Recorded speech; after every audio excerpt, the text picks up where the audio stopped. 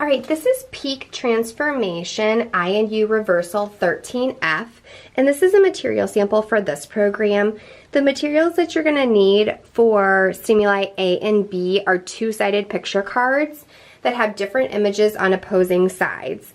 So for example, for the stimuli we used for this sample, stimuli A is an apple pie, stimuli B is a leaf. They're just cards that we put back to back and ran through the laminator. For train class 2, we used umbrella and butterfly. And then for the third one, cup and pillow and ball and hot air balloon. These could be any combos of pictures. That's just what we happen to use. The only other materials that you're going to need are for when you get to test for Y.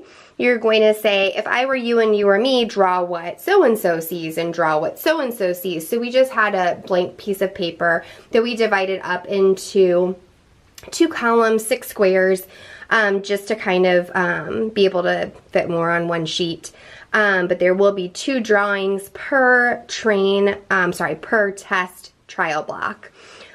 So just to kind of give you a little more idea of how this program runs, which you'll see full blown in the demo, but you're going to have 4 different blocks, train A to B, where you're going to have these images. You're going to show them to them, and you're going to say, what do I see? What do you see? You're going to do 10 trials of that in that first train block. Then you're going to train from C to D, and you're going to do, if I am whichever one in C and you are whichever one in D, if I were you and you were me, who would I be?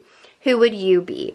And so you're just going to be changing that C and D stimuli for the correct answer, prompting, reinforcing, giving feedback for both of those 2 blocks. Then your third block, you're going to get into test. So no feedback, no prompting, and it's test C to A and D to B.